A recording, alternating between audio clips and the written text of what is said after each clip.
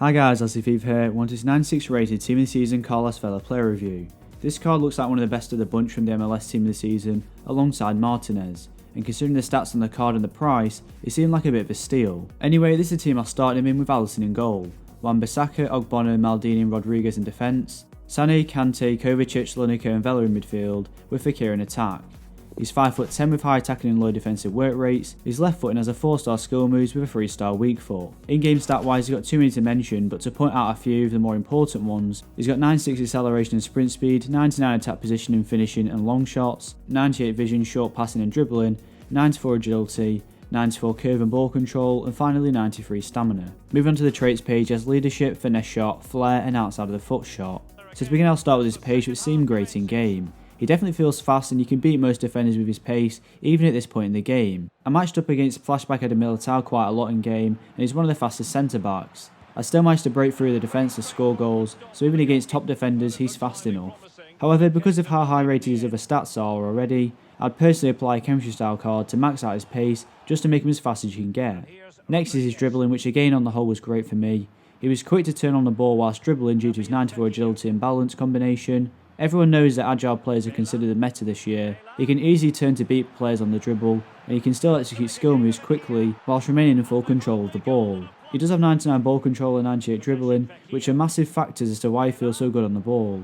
You always feel the control of his movement, and it gives you the best ability to try and beat the defenders. His average body type does somewhat stop him from feeling as good as players like Neymar and Messi, even if he has close to, if not better than, some of the stats on those cards.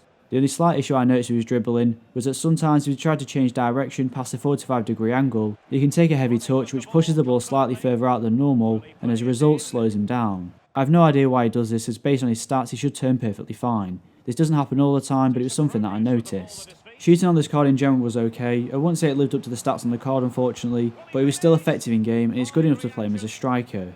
He can finish most of the chances you give him inside the box from both finesse and power shots. He does have the finesse shot trait, which allows him to get a great amount of curve and accuracy on the finesse shots, whilst generating a high amount of power behind the ball. This trait increases the chances of not only getting finesse shots on target, but also scoring them by placing the ball in hard to reach areas. Vela also has 99 long shots, which allows him to take great shots from range. These are especially effective from around the edge of the box, finessing across from goal. His chip shots, however, seem pretty terrible from my own experience, and he either sent them wide or over every single time. Passing is potentially the best thing about this card in my opinion. They all seem perfectly weighted, and most of the time you'll be playing short passes between your attacking midfielders and your strikers or wingers. Although he has 80 long passing, I didn't notice this being an issue at all when it came to sending passes over a long distance. They also felt very accurate and had the right amount of power on them to hit your player in stride. This is the biggest difference I noticed between players with average passing and great passing. If you did want to play him as a winger, then his crossing felt more than good enough to get you assists both from crosses in the air and along the ground. His curve also allows you to swing the ball into your player accurately to try and avoid defenders inside the box. Vela has 93 stamina, which is great to have no matter what position you play him in. As a winger it means he can run down the side of the pitch all game long, and as a central player you can play him through the defence repeatedly. He remains usable even in extra time, which is good for those wanting to play him in the weekend league. He had decent strength and aggression, and I found that he could tackle players to win the ball high up the pitch. He was also capable of holding off defensive players just long enough to either pass or shoot. His average body type probably helps with this. If you do decide to play him in a wide position, then you'll probably benefit from this a little bit more, as most wing backs are weaker than central defenders. Surprisingly, he does have great aerial ability, which I wasn't expecting since his natural position as a winger. He won a lot of headers from goal kicks, and with his 95 heading accuracy, he always found one of my midfielders with the head down. 5'10" as a winger is quite tall, but if you play him as a striker it's fairly average, so it's good to see he can still win headers. 4-star skill moves for any attacker is great to have, and for most people it's the very minimum of what they would have. It allows you to do the majority of skill moves in the game, which is important when it comes to beating your opponent's defenders and keeping your attacking play unpredictable.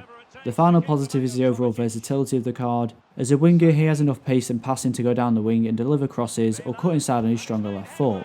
As a cam he has great passing to be the assister in your team, and as a striker he can finish most chances inside the box. Now on to the negatives, and one of the main issues I found with this card was his 3-star weak foot in shooting situations, which was terrible. When he used his right foot to pass the ball it was decent enough and still managed to find my player, but when shooting on it he struggled to keep it on target most of the time. Although he does have the outside of the foot shot trait, I found that he never used it, and he was always switching using feet for shooting like he has a 5-star weak foot, which cost me a few goals. Despite his high-low work rates and his 99 positioning, which most people would consider the perfect stats, I thought in some games he'd sort of stay behind the attack, rather than always being the player to wait against the back line, trying to make runs in behind. This just slows down your attack, and sometimes you have to manually force him on a run if you want him to break into open space.